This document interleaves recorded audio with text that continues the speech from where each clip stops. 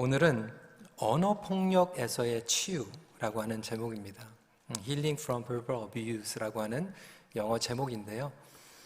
교회 안에서도 이 폭력 그리고 언어폭력이 참 심각합니다. 그래서 이 말씀을 우리가 열린 마음으로 듣기를 원합니다. 해결되지 않은 폭력은 또 다른 폭력을 낳습니다. 여러분, 요즘 신문 뉴스를 보면 사실 사회적으로 이 폭력의 심각성이 부각되고 있습니다. 학폭, 학교에서 폭력하는 일들이 너무나도 많이 지금 드러나고 있죠.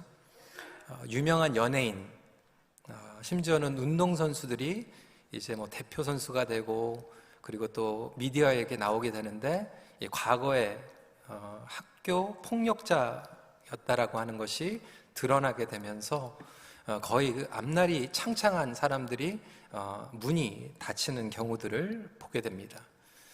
정치인이나 고위 관료, 자녀들이 이러한 학교 폭력에 연루가 되어서 또 떠들썩하게 또 미디어를 통해서 드러나게 되죠.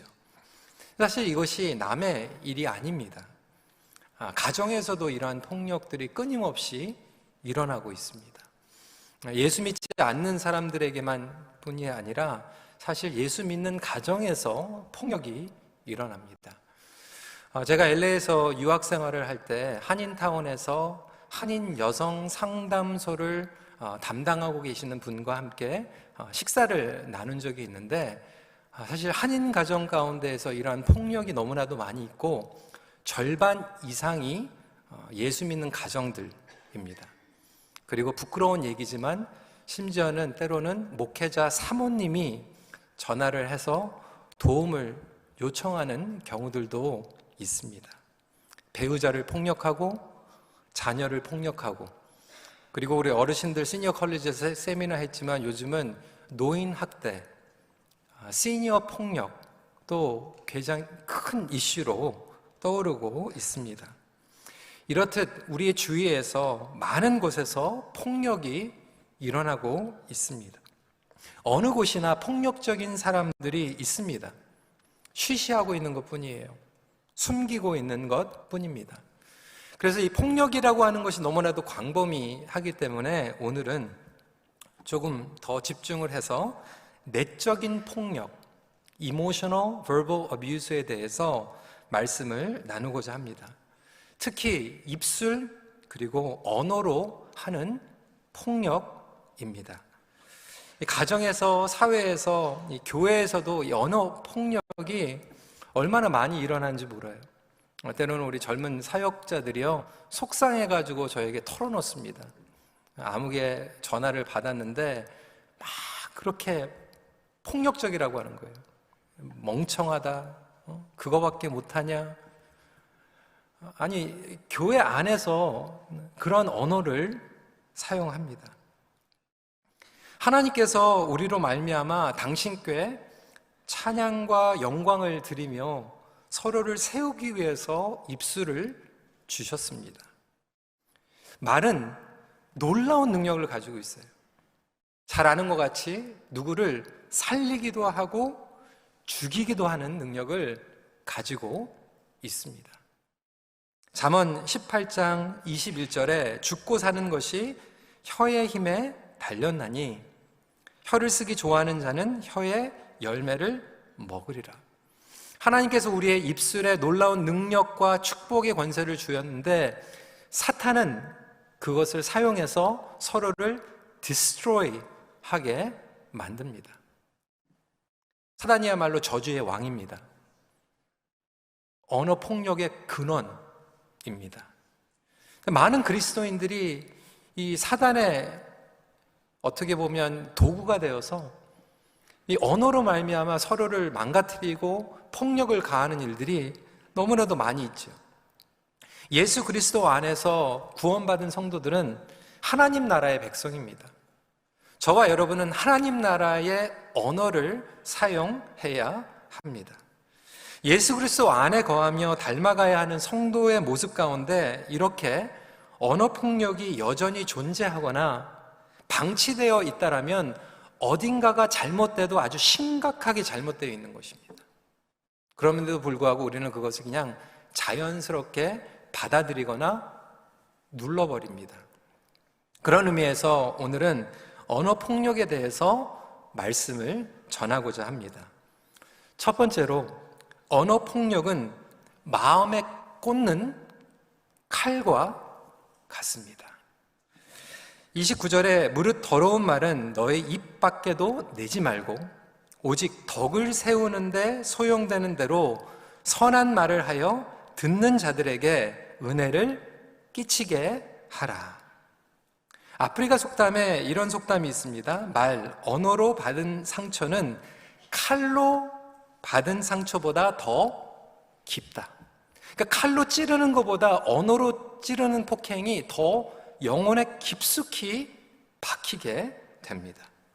그런데도 언어 폭력을 구사하면서 많은 분들이 자기는 아니라고 생각해요. 우리는 언어 폭력하면 swearing, 욕하는 것이 폭력이라고 생각합니다. 그래서 우리는 고상하게, 아주 점잖게 언어 폭력을 할 때가 있습니다.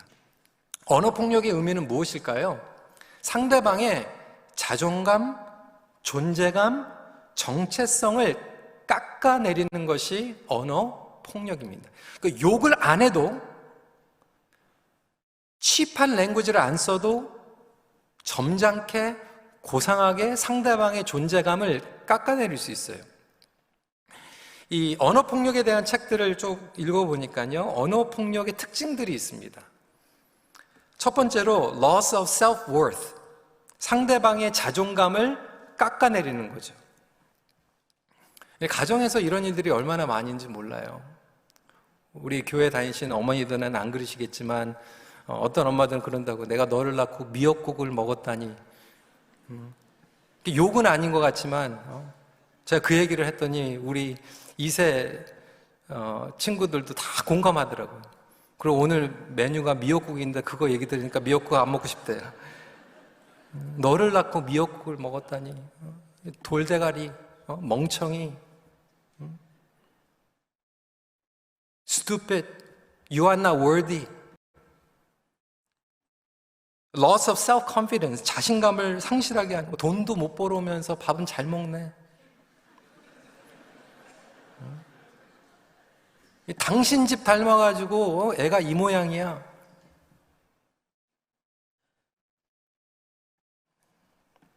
loss of faith, happiness, freedom, inner peace, trust, friendship, 믿음과 신뢰와 기쁨과 자유, 평강을 빼앗아가는 것. 저주를 퍼붓는 거죠. 너는 안 돼. 쓸모없어. 제가 예전에 어떤 여자 집사님하고 이야기를 하는데, 목사님, 저는 공부하는 사람이 너무 부러워요. 집사님, 왜? 공부 지금이라도 할 수 있잖아요. 자기는 공부를 그렇게 하고 싶은데 하지를 못했대요. 왜? 그러니까 아버지가 계속 자라면서 너는 모자라, 너는 머리가 안 돼, 계속 듣다 보니까 그냥 그게 믿겨져가지고 자기는 학교에 그리고 공부하고 싶은데 공부할 엄두를 못 냈다라고 하는 거예요. 그게 폭력입니다. 심지어는 교회 안에서도 종교 폭력이 있습니다. 강대상에서 폭력이 일어나고요. 하나님의 말씀을 전해야 되는데 하나님 말씀을 전하는 게 아니라 막 깎아내리는 거죠. 저주를 퍼붓는 거죠.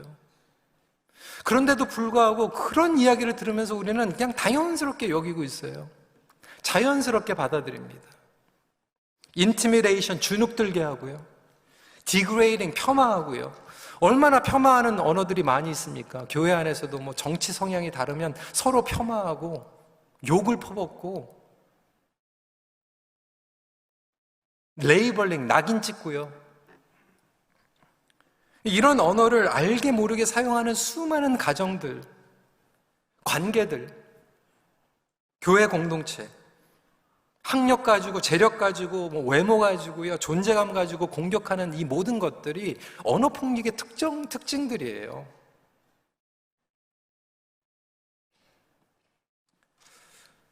지난주에 CNBC에서 아티클이 나왔는데요. 행복한 가정 프로젝트 하는데 저희 교회에서도 50년 동안 부부들의 그 이혼하는 가정들, 헤어지는 가정들의 원인을 찾아봤는데 제일 첫 번째 이유가 뭐냐면 컨템프트라고 하는 거예요. 컨템프트는 뭐냐면 자기의 배우자를 disrespect 하는 거예요. 깎아내리는 거예요. 공격하는 거예요. disrespect 하는 언어로 사용하는 부부들이 넘버원 이유가 그것이 결정적으로 부부가 헤어지게 그리고 망가지게 만든다라고 하는 거예요. 우리 결혼하신 분들 여러분 가정에서 부부 사이에 여러분들은 어떤 언어를 사용하고 계십니까? 우리 부모님들은 자녀들에게 어떤 언어를 사용하고 계세요? 욕은 안 하고 있지만 쌍스러운 얘기는 안 하고 있지만 혹시 그들의 인격과 존재성을 깎아내리는 것을 아무렇게도 여기지 않고 이야기하고 있지는 않습니까? 시편 35편 20절에 무릇 그들은 화평을 말하지 아니하고 오히려 평안히 땅에 사는 자들을 거짓말로 모략하며, 그러니까 하나님의 형상으로 저와 여러분들은 창조받은 줄 믿으시기 바랍니다. 그러니까 하나님의 형상으로 우리는 창조를 받았고 사랑받아야 되고 우리가 존중히 여겨야 되는데도 불구하고 사탄은 그것을 트위스트 해버려가지고 저와 여러분들에게 저주를 퍼붓고 그것만 끝나는 것이 아니라 그것을 당연스럽게 여기고 그것을 상대방에게 부어버리게 만들어버렸어요. 여러분, 그러한 언어는 하나님께서 정말 싫어하시는 거예요. 그 언어는 깊숙이 영혼에 파고듭니다. 저에게 뭐라고 얘기하는 거는 제가 웬만하게 참을 수는 있는데요. 여러분, 죄송하지만 만약에 누가 제 아내에게 뭐라고 그러면 저 못 참습니다. 제 딸들에게 뭐라고 그러면 저 못 참아요. 한번 생각해 보시죠. 여러분들은요, 예수 그리스도의 존귀한 신부입니다. 하나님의 아들, 딸이에요. 하나님께서 그거 그냥 넘기실 것 같아요? 하나님께서 정말 싫어하시는 것입니다. 왜 남의 하나님의 정결한 자녀에게, 예수 그리스도의 신부에게 그렇게 폭력을 가할 수 있습니까? 나만 하나님의 자녀가 아니라 상대방도 하나님의 자녀예요. 그럼에도 불구하고 사단에게 우리가 쓰임을 받는 언어를 사용하고 있지는 않습니까? 두 번째 포인트, 폭력의 길에서 돌아서야 합니다. We need to turn away from the path of abuse. 31절에 너희는 모든 악독과 노함과 분냄과 떠드는 것과 비방하는 것을 모든 악의와 함께 버리고 라고 말씀하고 있습니다. 근데 이 책에 보니까요, 이 폭력자가 되는 것, 가해자가 되는데도 이 길이 있대요. 치유를 받는데도 길이 있고 그리고 가해자가 되는데도 길이 있대요. 그러니까 언어 폭력을 하시는 분들도 겉으로 입으로만 이 폭력이 나오는 게 아니라 빙산의 일각일 뿐입니다. 그렇게 언어 폭력을 하는 분들의 내면을 보면 아주 깊이 상처가 많이 있어요. The path of abuser, 폭력자의 길을 보면요, 언어 폭력자에게 나름대로 성장 배경과 상처가 있다라고 하는 거예요. 그러니까 나에게 언어 폭력을 가하는 사람들의 성장 배경과 과거를 보면 그들도 그렇게 받으면서 자란 거예요. 예를 들어서 부모 그리고 다른 이들에게 받은 폭력이 있어요. 또 나아가서 사회에서, 학교에서 폭력을 당합니다. 요즘은 안 그런 것 같지만 사실 제가 한국에서 자랄 땐 저 중학교까지 나왔거든요. 중학교 때 학교에서 살벌했습니다. 제가 지금은 생각이 나요. 체육 선생님 얼굴이 생각이 나요. 그냥 잘못했으면 몽둥이를 가지고 종아리까지 때리는 건 괜찮은데 막 따귀를 때려요. 뺨을 때려버려요, 애들을. 몽둥이로 머리를 때려버려요. 선생한테 맞는데 친구들끼리 싸우는 거 막 싸우죠. 그런 얘기까지 했어요. 공항에, 그때는 인천공항도 김포공항에 배 들어올 때까지 때린다 이런 얘기하고. 아주 그렇게 쌀바른 얘기는 막 그렇게 하잖아요, 애들이.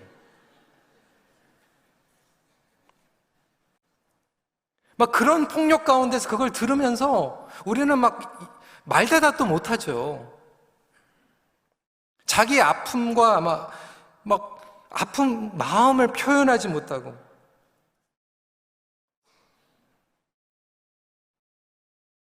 그러면서 이 폭력의 경험들이 내면화되기 시작합니다. 그러면 뭐냐면 그 내면화가 된다라고 하는 거, 그걸 내가 속으로 삭히는 게 아니라 속으로 오면서 내가 그것을 믿게 돼요.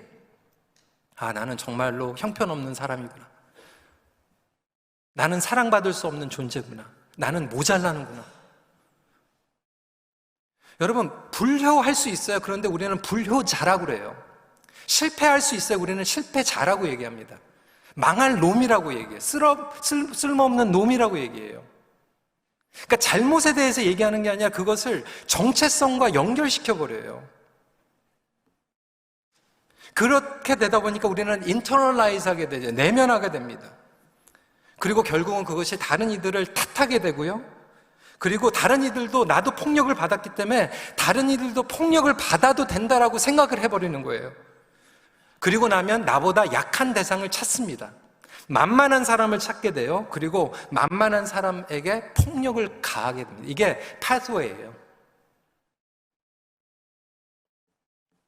결국 자신도 그러한 언어 폭력 가운데 성장하고 자존감과 정체성이 형성돼 버리고요. 다른 사람들을 그 렌즈로 보게 되는 거죠.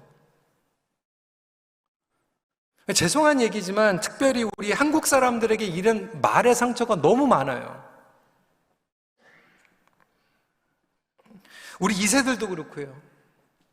그게 왜 그럴까요? 사실 우리 정서상에 그게 표현 방법이었어요.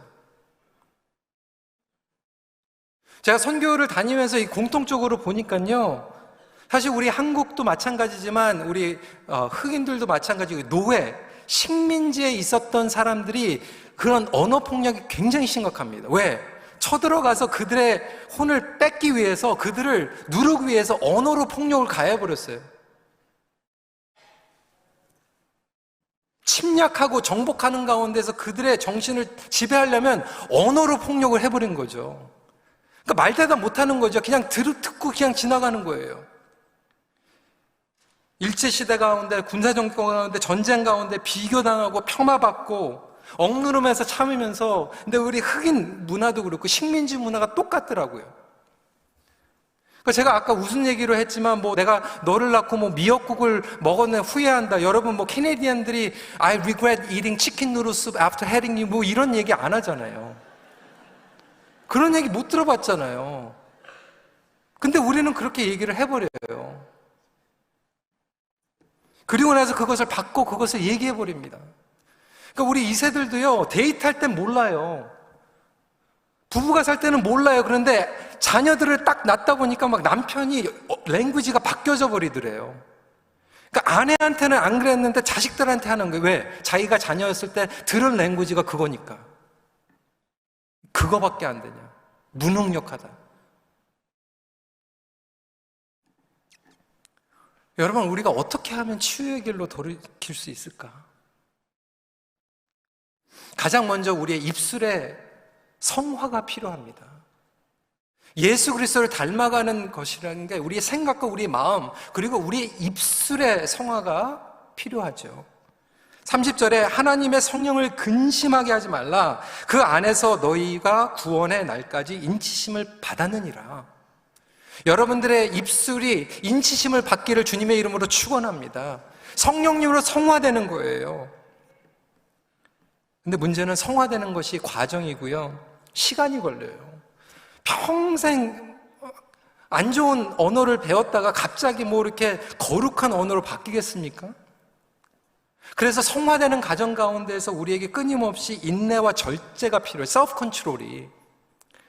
제가 회의 때 가장 두려운 게 어떤 분이 얘기를 하는 거예요. 내가 오늘은 말을 안 하려고 했는데 그러면서 말을 해요. 그럼 얘기를 하지 말아야죠. 꼭 그렇게 해가지고 꼭 이상한 얘기를 해요. 내가 오늘 말을 안 하려고 그랬으면 하지 마십시오. 그게 좋은 말이 아니면 하지 마세요.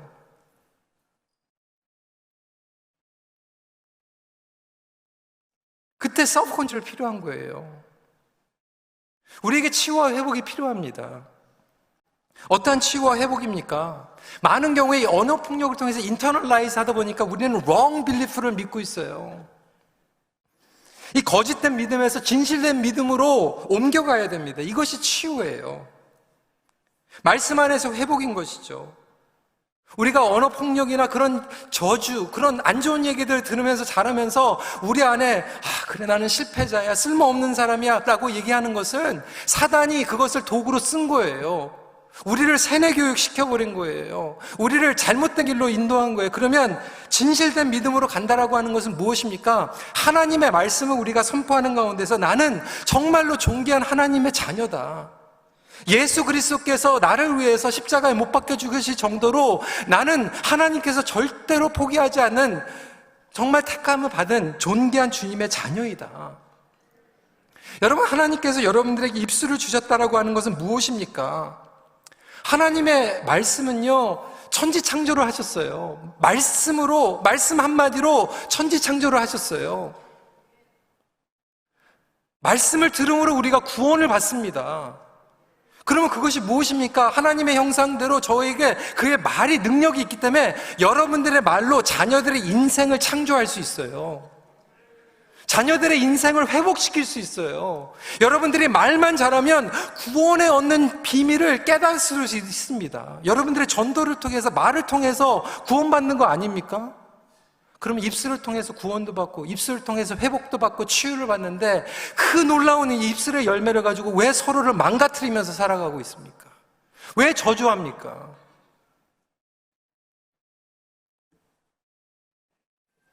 그래서 저와 여러분들이 리플렉션이 필요해요. 자기 성찰. 과연 나의 언어는 사람을 살리는 언어인가? 사람을 죽이는 언어인가? 혹시 나의 언어가 사랑하는 누구인 게 폭력적이고 파괴적인 언어는 아닌가? 여러분, 이번 주에 가정에서 나눴던 대화, 교회 오면서 나눴던 대화가 살리는 대화입니까? 죽이는 대화입니까? 그거를 리플렉션 할 필요가 있어요. 여러분, 목장에서는 어떤 대화를 하고 있습니까? 세 번째 포인트입니다. 우리 자신만 성화되고 우리 자신만 성찰하고 치유가 필요한 게 아니죠. 왜? 나는 하나님과 해결한다고 해도 끊임없이 나에게 또 저주를 퍼붓는 사람, 폭력적으로 이야기하는 사람들이 주위에 있을 수 있어요. 그럼 어떻게 하는가? 대처해야죠. We need to protect ourselves. 언어 폭력에 대처해야 됩니다. 어떻게 대처할까요? 세 가지입니다. 첫 번째 A는 문제를 직면해야 합니다. We need to face the problem. 31절에 너희는 모든 악독과 노함과 분냄과 떠드는 것과 비방하는 것을 모든 악의와 함께 버리고 라고 얘기하고 있는데, 여기에서 얘기하는 것은 아주 액티브한 것, 능동적인 것을 얘기합니다. 그래서 이것이 잘못된 것을 얘기해야 돼요. It's not okay. 누군가가 여러분에게 그리고 상대방에게 언어적으로 폭력을 가하거나 깎아내리거나 폄하하거나 공격을 하면 여러분들이 거기에서 십자가를 진다라고 하는 거 그걸 다 받고 참고 그냥 모르는 걸로 한 귀로 흘러보내, 이게 아니에요. 여러분, It's not okay 얘기할 수 있어야 돼요. 여러분, 배우자가 자녀에게 그렇게 저주를 뽑으면 여러분들이 자녀들을 보호하셔야 됩니다. 아픈 것, 힘든 거 있으면 얘기해야 됩니다. 크리스찬이라고 하는 것은 막 도어맷이 되는 게 아니에요. 때로는 우리가 회의 가운데서 막 이런 얘기를 하잖아요. 제 멘토링 해주신 목사님께서 그렇게 얘기를 하시더라고요. 목사님, 그렇게 얘기할 때는 그거를 그냥 지나가지 마십시오. 얘기를 하십시오. 장로님, 그렇게 얘기하면 제가 굉장히 힘듭니다. 집사님, 회의 때 그렇게 얘기하면 저만 힘든 게 아니라 다른 사람들이 상처받습니다. 그런 언어는 삼가해 주십시오. 여러분, 목장에서 누군가가 문자로 아니면 언어로 그런 것들을 막 저주를 퍼올 때는 여러분들 그거 인내한다라고 하는 것은 그냥 참고 그냥 저분은 저런 거야 원래 그렇게 하는 게 아니라 여러분들이 인터피어 하셔야 돼요. 서로를 보호해 줘야 됩니다. 세이프한 커뮤니티를 우리가 서로 만들어 가야 됩니다.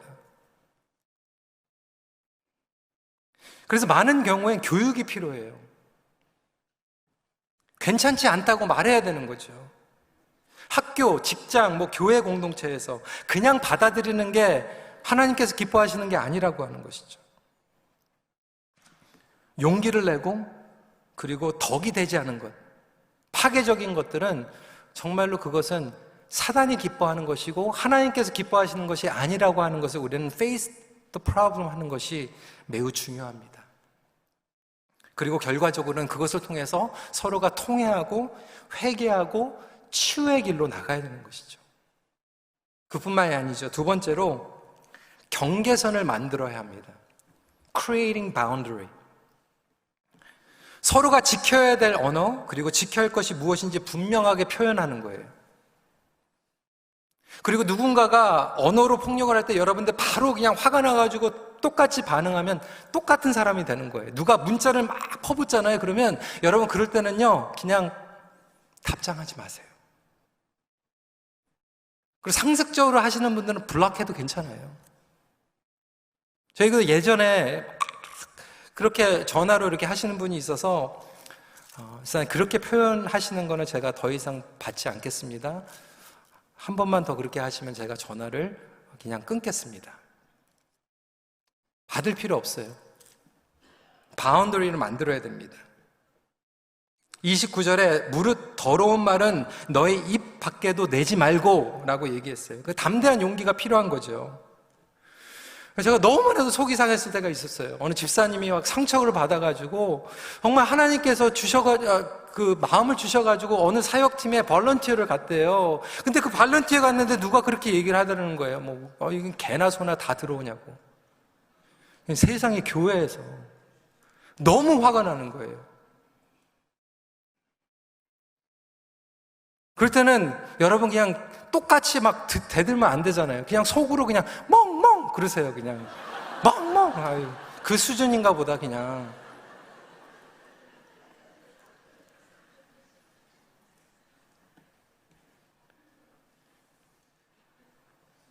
내면에서 경계선이 필요한 거예요. 우리가 텍스트를 안 받고 관계를 이렇게 그런 경계선뿐만이 아니라 내면의 경계선이 필요한 거예요. 어떤 경계선이냐면 이것을 외면화시키는 거예요. externalizing. internalizing이라고 하는 건 뭐냐면 그래 개나 소나 그래 내가 걔보다 못하구나 이러면 internalize 되는 거예요. 내가 그거 나는 정말로 필요 없구나. internalizing 하는 거죠. 근데 externalizing 하는 거는 뭐냐면 저분이 많이 아프구나. 저분이 폭력을 많이 당했구나. 저분이 그런 소리를 많이 들었구나. externalize 해버리는 거예요. separate 해버리는 거예요. 어떤 관계는 어떻게 다 끊겠어요? 모임마다 다 안 나가겠어요? 여러분 그러면 혼자 무인도에 살아야 될 수도 있잖아요. 그래서 어떤 모임은 거리를 둬야 되겠지만 어떤 거는 그냥 내 마음의 경계선을 그으면 되는 거예요. I'm not going to get hurt. 그리고 나는 하나님의 존귀한 자녀야. 저분이 아파서 저렇게 얘기하는구나.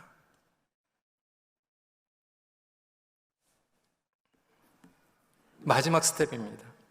하나님의 시선을 갖기를 간구해야 됩니다. Praying for God's perspective.